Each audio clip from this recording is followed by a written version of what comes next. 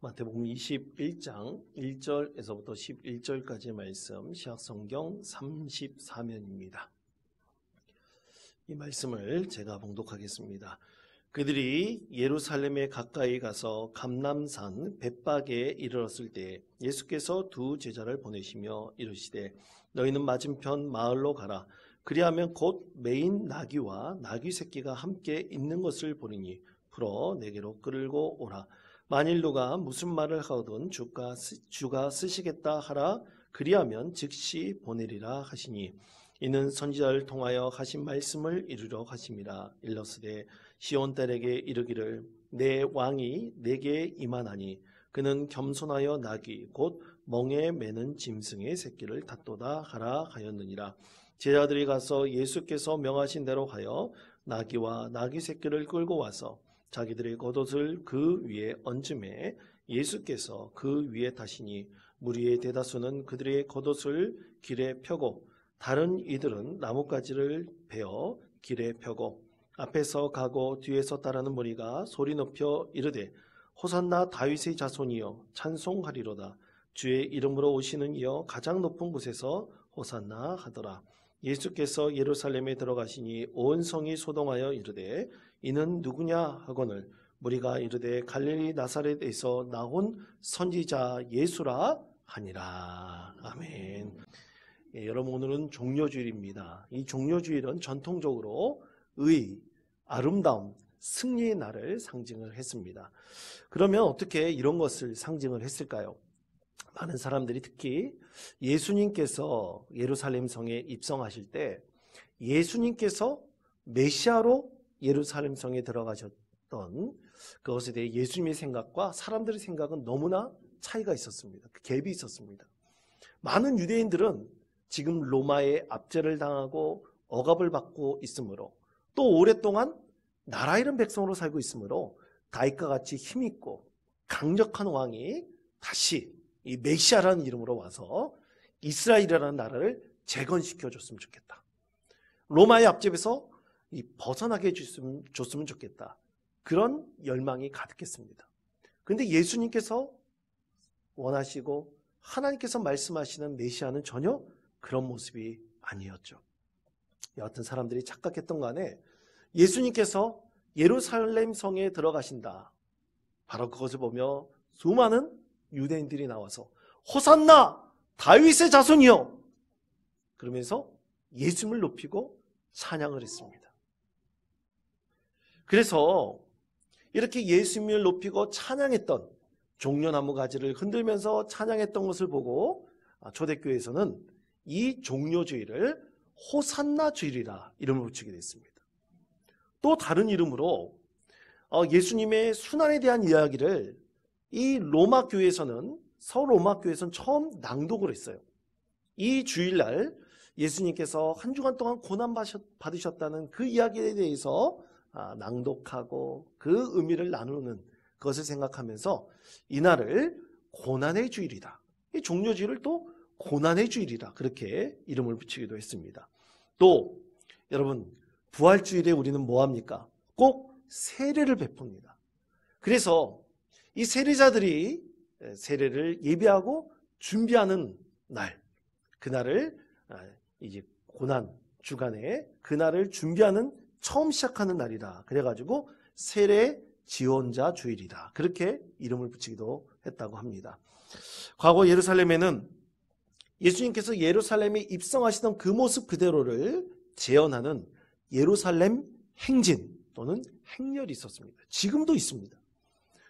그래서 예수님께서 예루살렘 성에 입성하실 때 출발했던 감람산, 올리브산에서부터 시작을 합니다. 그래서 올리브산에서 비탈길을 내려와 기드론 골짜기를 지나 사자의 문, 지금도 사자의 문이라는 곳이 있습니다. 과거에는 그것을 양문이라고 불렀다고 합니다. 그래서 사자의 문까지 행진하는 종려주일 행진이 있었다고 합니다. 지금도 이 예루살렘 성 안에 있는 여러 기독교 종파들이 있는데 그중에 어떤 종파가 이 예루살렘 안에서, 성 안에서 종려주일 행진을 지금도 하고 있다고 합니다. 자, 그러면 이렇게 종려주일은 기독교 역사에서 오늘날까지 아주 신앙적으로 기념해야 될 아주 중요한 날로 여겨지고 있죠. 그렇다면 오늘날입니다. 이 종려주의 의미는 과연 무엇일까요? 그럼 우리가 이 종려주일의 의미를 우리가 살리기 위해서 매년 이스라엘로 비행기를 타고 날아가서 예루살렘 성 안에서 종려주일 기간에 진행되는 이 종려주일 행진에 우리 다 참여해야 될까요? 그것이 우리에게 진정한 기념입니까? 여러분, 기념이 일어나는 것은 꼭 기억하고 또 우리가 그 의미를 살릴 필요가 있을 때 우리는 기념일로 지정합니다. 그래서 종려주일은 우리 그리스도인이라면, 믿음이 없는 사람들은 상관없습니다. 우리 그리스도인들이라면 반드시 기념해야 될 아주 중요한 날이죠. 바로 이 날은 우리 예수 그리스도께서 예루살렘 성에 입성하시면서 온 인류의 구원을 위한 첫 여정을 시작하신 날이다. 이것에 대한 아주 중요한 의미가 있습니다. 그래서 우리는 이 날을 늘 기억하고 또 기념해야 됩니다. 그래서 이 종려주일 안에는 여러 가지 의미들이 있는데요. 오늘은 우리에게 주신 이 말씀, 예수님께서 처음 이 나귀를 타고 들어오시던 그 의미를, 말씀의 의미를 생각하면서 종려주일의 의미를 함께 여러분과 나눠보고자 합니다. 자, 마태복음 21장 1절에서부터 2절까지 말씀을 우리 다 같이 한 목소리로 읽겠습니다. 그들이 예루살렘에 가까이 가서 감람산 벳바게에 이르렀을 때에 그녀를 보내시며 이르시되 너희는 맞은편 마을로 가라. 그리하면 곧 매인 나귀와 나귀 새끼가 함께 있는 것을 보리니 풀어 내게로 끌고 오라. 아멘. 자, 예수님께서 두 제자를 보내서 뭐를 끌고 오라 그랬습니까? 나귀와 나귀 새끼를 끌고 오라 그랬어요. 마태복음에서는 나귀와 나귀 새끼를 끌고 오라 그랬습니다. 근데 여러분 한번 생각해 보십시오. 나귀하고 이 어미의 새끼, 이 나귀 새끼를 끌고 오면 그걸 어떻게 타고 예루살렘 성에 우리 예수님께서 들어가셨을까요? 혹시 두 마리를 같이 껴가지고 들어가셨을까요? 어떻게 하셨을까요? 쉽게 상상이 되지 않습니다. 그러나 마태복음에서는 이렇게 말씀하지만 누가복음에서는 분명하게 나귀 새끼라고 지칭하고 있습니다. 누가복음 19장 30절의 말씀입니다. 이르시되 너희는 맞은편 마을로 가라. 그리로 들어가면 아직 아무도 타보지 않은 나귀 새끼가 매어 있는 것을 보리니 풀어 끌고 오라. 아멘. 분명하게 말씀하고 있습니다. 우리 여기서 두 가지를 알 수 있습니다. 우리 예수님께서 한 번도 타보지 않은 나귀 새끼라고 말합니다. 사람의 손을 탄 것도 아니고 한 번도 타보지 않은, 그리고 나귀 새끼라고 이 두 가지를 말씀하고 있죠. 여러분, 왜 하필이면 예수님께서 한 번도 타보지 않고 또 그리고 나귀도 아닌 나귀 새끼를 끌고 오라고 말씀하셨을까요? 여러분, 하나님의 말씀에는 결코 오점이 없습니다. 하나님께서 하시는 일에는 결코 우연이 없습니다. 하나님께서 이 일을 예수 그리스도를 통해서 일으키실 때는 분명한 의미가 있습니다. 이 의미를 아는 것이 우리 믿음의 사람으로서 종려주일을 지나면서 반드시 기념해야 되고 우리가 깊이 깨달아야 될 하나님의 말씀입니다. 오늘 저와 함께 왜 하필이면 나귀를 타셨을까? 그것도 한 번도 타보지 않은 나귀 새끼, 왜 이것을 타셨는지 우리 그 말씀의 의미를 저와 함께 나눌 수 있었으면 좋겠습니다. 첫째로, 예수님께서는 끌고 오라고 말씀만 하신 것이 아니라 명령하셨습니다. 자, 마태복음 21장 2절의 말씀을 다시 한번 한 목소리로 읽겠습니다. 이르시되 너희가 맞은편 마을로 가라. 그리하면 곧 매인 나귀와 있는 것을 보리니 풀어 내게로 끌고 오라. 아멘. 끌고 오라고 분명히 명령하셨죠. 여러분, 우리 예수님께서 나귀 새끼를 끌고 오라. 이것에는 두 가지 의미가 있습니다. 첫 번째는 한 번도 멍에를 매지 않은 나귀 새끼를 끌고 오라는 것은 당시 유대인들이 가지고 있었던 율법의 멍에를 내려놓으라는 의미입니다. 율법의 멍에를 가지고 결코 유대인들은 하나님께로 나아갈 수가 없습니다.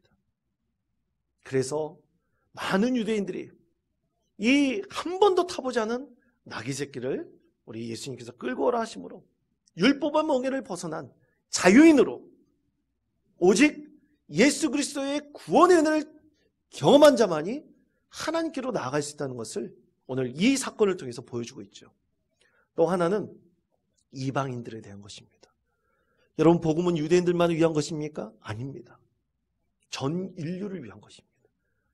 율법을 따르지 않더라도 오직 예수 그리스도의 구원의 은혜를 믿음으로 경험한 자들이 하나님께로 나아갈 수 있고 구원받은 영생을 누리는 주님의 사랑하는 자녀들이 될 수 있다는 것을 오늘 이 행위를 통해서 우리에게 말씀하고 있는 것이죠.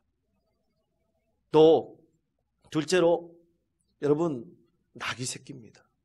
나귀도 아니고 나귀 새끼예요. 여러분, 말하고 한번 비교해 보십시오. 나귀라는 것이 얼마나 초라합니까? 그것도 새끼예요. 말도 못하게 초라하죠. 많은 사람들이 나귀 새끼를 타고 그것도 안장도 아니라 이 제자들의 겉옷을 깔아놓은 그 나귀 새끼 위에 탄 예수님의 모습을 보고 에게 저게 뭐야? 왕이 저렇게 들어와도 되나? 개선장군처럼 힘있게 화려한 마차를 타고 들어오는 거 아니야? 아마 그렇게 많은 사람들이 의심하고 궁금하게 생각했을 것입니다. 예루살렘 입성하는 예수님의 모습은 너무나 초라했어요. 결코 세상 왕이 될 자의 행진의 모습은 결코 아니었습니다. 그러나 여러분, 예수님께서는 작은 그리고 아주 보잘것없는 나귀 새끼를 타심으로 인해서 이 세상에서 가장 겸손한 예수님의 모습으로 이 세상에 오셔서 누구든지 어떤 사람이든지 예수 안에 참된 생명이 있음을 발견할 수 있도록 겸손한 평화의 왕의 모습으로 이렇게 오셨던 것입니다. 과거에 예루살렘 성에 다윗성에 다윗이 법궤를 들어올 때가 있어요. 그 모습을 보면 이렇게 말씀합니다. 사무엘하 6장 12절 하반 부분에서부터 15절까지 말씀입니다. 다 같이 한 목소리로 읽겠습니다. 다윗이 가서 하나님의 궤를 기쁨으로 메고 오벳 에돔의 집에서 다윗성으로 올라올세 여호와의 궤를 맨 사람들이 소와 살찐 송아지로 제사를 드리고 다윗이 여호와 앞에 힘을 다하여 춤을 추는데 그때 다윗이 배 에봇을 입었더라. 다윗과 온 이스라엘이 족속이 즐거이 환호하며 나팔을 불고 여호와의 궤를 메고 오니라. 아멘. 자, 하나님의 궤를 메고 오는 모습을 보십시오. 얼마나 화려하고 웅장합니까? 오늘 그 말씀에 본다면 여호와를 궤를 맨 사람들이 6걸음을 갔을 때 다윗이 살찐 송아지를 잡아서 예배했다 그랬어요. 제사했다 그랬습니다. 엄청난 퍼레이드죠. 그런데 법궤가 들어올 때도 이렇게 화려하게 개선 행진을 참으로 승리의 행진을 벌였는데 여러분, 예수님께서 오시는 모습은 그거에 비해서는 너무나 보잘것없습니다. 민망할 정도입니다. 그런데 여러분, 이렇게 민망하게 너무나 초라하고 보잘것없는 모습으로 들어오시는 예수님을 보시고 많은 사람들이 어떤 생각을 했을까요? 저는 그것이 궁금했습니다. 아마 그 가운데 예수님이 나귀를 타고 오시든 화려한 금장식을 한 마차를 타고 들어오시든 간에 수많은 군대를 몰고 오시든 간에 그것을 개의치 않는 분명한 믿음의 사람들이 있었습니다. 예수님만을 믿고 의지하면서 그가 우리의 주님 메시아라는 사실을 믿고 오지라는 사람들이 있었습니다. 그들은 예수님께서 십자가에 죽는 그 현장에도 있었고 예수님께서 부활하시고 많은 사람들을 구원하셨다는 것을 알리는 그 승리의 자들도 있었으며 또 그들은 끝까지 생명을 다해 헌신하시며 예수님처럼 이 세상 모든 사람들에게 복음을 증거하는 증거자가 되었습니다. 성도 여러분, 우리 예수님께서는 겸손하여 나귀를 타셨습니다. 세상에 가장 보잘것없는 모습처럼 왕된 자가 겸손하여 나귀 새끼를 타셨습니다. 그렇게 오셔서 많은 사람들을 구원의 길로 이끄시기를 간절히 원하셨습니다. 그러므로 여러분, 우리가 믿지 않는 자에게 복음을 전했다면, 그 복음을 전해 들은 자가 예수를 믿게 되었다면, 여러분 그것이 우리에게 얼마나 감사하고 흥분된 일입니까? 이것처럼 감동적인 것은 없습니다.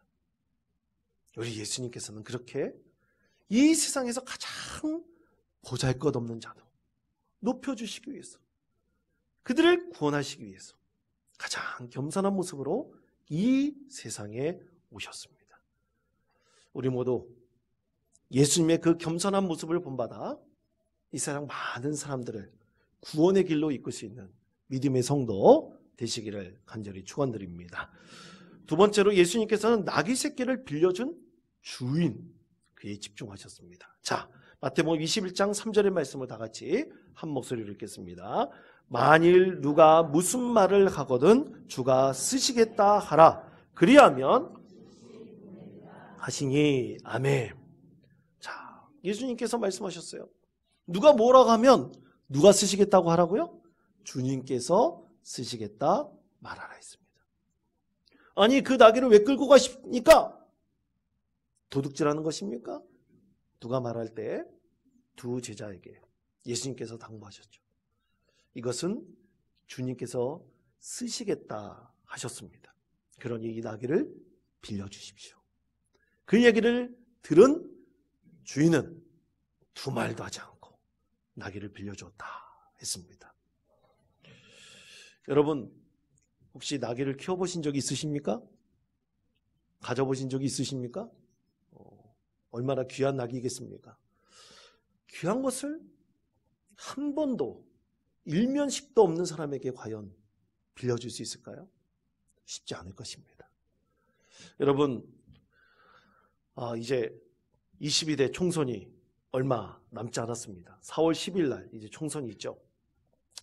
여러분이 아마 바라고 원하는 분들도 분명히 있을 것입니다. 또 이 예배 자리에 타 지역에서 오신 분들도 자기 지역에서는 이런 일꾼이 뽑혔으면 좋겠다 생각하시는 분들이 분명히 있을 거예요. 그런 사람들을 위해서 이 국회의원들은 이 공식적으로 1억 5천 정도까지 이 정치 후원금을 받을 수가 있습니다. 그 정치 후원금의 한도는 있어요. 한 사람이 낼 수 있는 분명히 한도는 있습니다. 그에 대해서 이제 영수증도 끊어준다고 합니다. 저도 한 번도 낸 적은 없었지만 한번 그렇게 한다고 합니다. 그런데 여러분, 만약 그것을 강제적으로 걷는다고 생각을 해보세요. 아마 분명히 벌을 받게 될 것입니다. 그렇게 무리를 일으켜서 이 공천에 문제가 된 사람도 있다는 얘기도 들립니다. 그러나 그 정치원금을 주는 이유가 뭡니까? 한 번도 만난 적이 없고 또 일면식도 없는 이 국회의원 후보에게 왜 정치자금을, 후원금을 그렇게 낼 수 있습니까? 그것은 그가 생각하고 그가 원하고 그가 주장하는 이 모든 정치적인 행위와 그의 비전이 나의 생각과 맞아떨어지기 때문이에요. 그래서 후원하는 것입니다. 여러분, 사회단체를 보십시오. 많은 후원단체들이 있습니다. 그들은 사회 가운데서 빛과 소금의 역할을 감당하기 위해서 많은 후원금을 달라고 우리 국민들에게, 많은 사람들에게 요청을 합니다. 그런데 그 중에서 이곳이 참 좋은 곳이다. 이것이 세상에 빛과 같은 역할을 할 수 있구나, 소금과 같은 역할을 할 수 있구나 그러면 아무리 소액이라도 그렇게 지원을 하고 후원을 하죠. 그러나 그들이 나온 결과가 좋지 않다고 한다면 결코 세상의 빛과 소금의 역할을 감당하지 않는다고 생각한다면 아마 우리 개인은 아무리 소액이라도 그 지원금을, 후원금을 끊을 수도 있습니다. 오늘 예수님에 대한 것은 바로 이런 것입니다. 나귀 새끼의 주인은 예수님을 한 번도 만난 적이 없습니다. 일면식도 없습니다. 그러나 그는 예루살렘 성에 들어오실 예수님에 대한 얘기를 들었습니다. 그리고 자기에게 소중한 나귀 새끼를 주님께서 쓰시겠다고 합니다. 빌려주십시오. 이 한마디에 어떤 의심도 하지 않고 자기의 나귀 새끼를 빌려 주었던 것입니다. 여러분, 나귀 새끼를 빌려준 이 주인은 어떤 마음을 가졌을까요? 예수님을 통해서 어떤 마음을 기대하고 있을까요? 여러분, 이 세상 많은 사람들은, 믿지 않는 사람들은 믿는 우리 그리스도인들 통해서, 특히 이 지역에 있는 원통 장로교를 통해서 어떤 교회가 되기를 간절히 원하고 있습니까? 이 세상의 빛과 소금의 역할을 감당하는 교회가 되기를 원하고 있지 않겠습니까?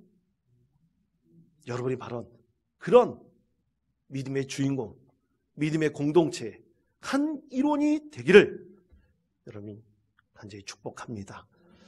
그러기 위해서 여러분 교회에 대해서 안 좋은 소문 내지 마십시오. 제발 안 좋은 얘기하지 마십시오.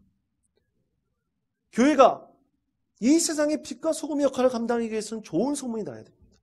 근데 사람들은요, 참 못돼 먹었어요. 믿는 사람도 그런 게 있습니다. 안 좋은 얘기를 좋아해요. 한 번은 그런 얘기를 한 적이 있었습니다. 제가 이제 테니스를 좋아하니까 테니스 치러 올라갔다가 저녁에 테니스 치는데 한 8시쯤 됐어요. 근데 테니스장에 TV 켜 있는 거 보니까 막장 드라마를 하고 있더라고요. 그래서 물어봤어요. 아니, 왜 8시만 되면 막장 드라마를 합니까? 사람들이 좋아하기 때문에 그 시간에 막장 드라마를 한다고. 한 사람이 그렇게 얘기를 하더라고요. 그렇습니다. 세상에 좋지 않은 일들에 사람들이 더 관심이 많아요. 그런데 여러분, 우리 그리스도인들은 세상에 좋은 이야기를 퍼뜨리고 전할 수 있는 교회가 되어야 합니다. 그런 교회가 역동적인 교회예요. 그런 교회가 살아있는 복음이 있는 교회입니다. 여러분, 그래서 우리 행위 하나마다 하나님께 기도하시며 우리 행위가 많은 사람들에게 선한 영향력을 미칠 수 있는 믿음의 교회 되시기를 간절히 축원드립니다. 그렇게 될 때 우리 교회는 빛과 소금 역할을 감당할 수 있는 믿음의 교회로 우리 하나님께서 성장시켜 주시고 변화시켜 줄 것입니다.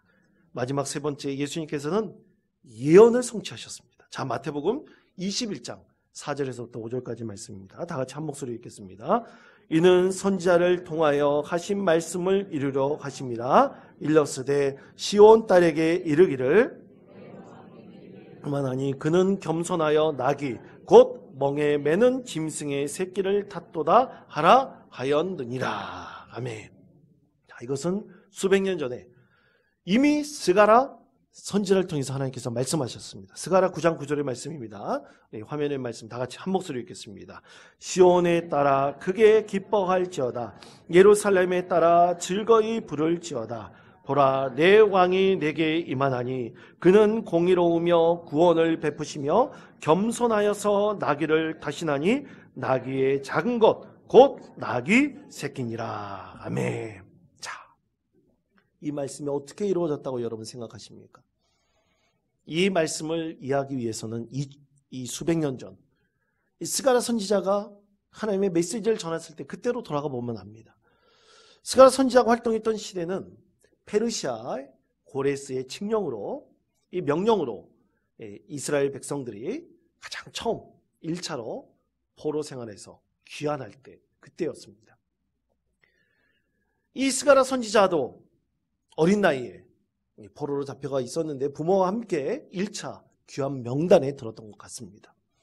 그때 학계 선지자도 이제 학사 겸 제사장도 함께 귀환하게 되었죠. 그때 스가랴는 젊은 나이에 하나님의 부르심을 받아 선지자로 활동하게 되었습니다. 그런데 여러분 보십시오. 예수님께서 계셨던 그 이전 수백 년 전을 보십시오. 나라 잃은 백성의 슬픔과 아픔이 있었던 바로 그때 70년 만에 귀환한 백성들에게 진정으로 필요했던 것은 뭡니까? 강력한 힘을 가진 사람이죠. 강력한 리더십을 가진 사람입니다. 다윗과 같은 왕이 필요했던 그런 시기였습니다. 그런데 하나님께서 스가랴 선지자를 통해서 앞으로 오실 메시아에 대한 선언은 뭡니까? 겸손한 왕의 모습이었습니다. 그래서 그 메시아의 모습은 겸손하여서 나귀를 타시나니 나귀의 작은 것 곧 나귀 새끼니라. 이것을 타신 모습이라고 말씀했어요.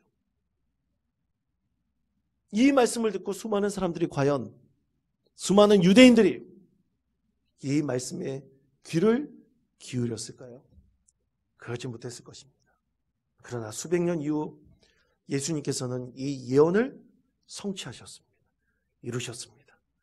스가랴 선지자의 이 말씀, 수백 년 이후에 바로 예수 그리스도가 바로 자신이라는 것, 그리스도이시고 메시아라는 것, 주님이시라는 것을 보여주셨습니다. 가장 겸손한 모습으로 나귀 새끼 한 마리 끌고 오고 한 번도 타보지 않은 나귀 새끼를 타고 어떻게 보면 좀 초라한 모습으로 너무나 낮은 자의 모습으로 예수님께서 예루살렘 성에 들어오셨습니다. 이렇게 하신 이유는 무엇입니까? 우리 하나님께서 진정으로 이 세상 모든 사람들이 예수 안에 참된 생명이 있음을 발견하고 구원받기를 간절히 원하시기 때문입니다. 디모데전서 2장 4절에 이렇게 말씀합니다. 다 같이 한 목소리로 읽겠습니다. 하나님은 모든 사람이 구원을 받으며 진리를 아는 데에 이르기를 원하시느니라. 아멘. 여러분 믿습니까? 선한 자나 악한 자나 우리 예수님께서는, 하나님께서는 이 세상 모든 사람들이 예수 그리스도를 통해서 구원받기를 간절히 원하고 계십니다. 그래서 우리의 삶은 구원을 위한 준비하는 시간입니다. 로마의 철학자 키케로는 지혜로운 사람에게는 삶 전체가 죽음에 대한 준비다라고 했습니다. 인생이 뭡니까? 인생은 그저 마지막 숨이 멎는 것으로 끝나는 것이 아니라 영원한 구원의 영생을 준비하는 것이어야 됩니다. 그것이 바로 우리 인생이 되어야 합니다. 그래서 여러분 종료주일, 우리 예수님께서 예루살렘 성에 들어오신 것은 전 인류에게 구원의 은혜를 베푸시기 위해서 진정한 구원자로, 메시아로 이 세상에 오신 아주 중요한 사건입니다. 그래서 예수님께서는 전 인류의 평화로 겸손한 왕으로 오셨습니다. 예수를 믿고 예수를 영접하는 자에게 바로 이 구원이 예비되어져 있습니다. 여러분 이것을 나 혼자만 소유하지 마십시오. 만인에게 전하십시오. 기쁨으로 전하십시오. 여러분이 기뻐하면, 여러분이 즐거워하면 그것이 진정으로 많은 사람들에게 예수 그리스도를 전할 수 있는 구원의 기쁜 소식이 될 것입니다. 1850년대 미국 몬태나주 강변에서 금광백을 발견한 12명의 사람들이 있었습니다. 너무나 큰 금광백을 발견을 했는데요. 이 사람들이 너무 고생해서 발견해가지고 좀 병든 사람들도 있었고 좀 힘이 필요했습니다. 그래서 12명이 굳게 약속해서 다른 사람들에게 절대로 알리지 말고 우리가 마을에 들어가서 한 2주 정도 쉬고 치료받고 난 다음에 다시 이 장비들을 잘 챙겨가지고 오자. 그렇게 굳게 약속을 했습니다. 그래서 조용하게 마을로 들어갔어요. 2주가 지났습니다. 이 장비를 챙겨서 이 금광뱅이 있는 곳으로 가려고 하는데 악불사 마을 사람들 전체가 그들의 뒤를 따르는 것이었습니다. 12명이 깜짝 놀랐어요. 그래서 다시 마을로 들어가가지고 서로 다투었습니다. 아니 누가 얘기했냐고. 12명 우리 모두 다 한마디도 하지 않기로 굳게 약속하지 않았냐고. 막 다투었어요. 그런데 12명 중 단 한 사람도 얘기한 적이 없었습니다. 그래서 마을 사람들에게 가서 물어봤어요. 아니 우리가 금맥을 발견했던 것을 어떻게 알게 됐습니까? 말하다도 압니다. 당신들의 얼굴에 금맥을 찾았습니다라고 다 쓰여 있었기 때문에 우리가 당신들의 뒤를 따랐던 것입니다. 그렇게 얘기했다고 합니다. 사랑하는 성도 여러분, 오늘은 종료주일, 내일부터 고난주간이 시작됩니다. 여러분 고난의 얼굴을 하실 것입니까? 아니면 구원의 기쁨 얼굴로 한 주간을 보내시기를 원하십니까? 기도함으로 여러분의 얼굴에는 구원의 기쁨의 즐거움과 감격이 넘칠 수 있는 한 주간이 되시기를 축복합니다. 예수 그리스도는 부활하셨습니다. 여러분 믿으십니까? 그 믿음으로 승리하시는 복된 성도 되시기를 간절히 축원드립니다.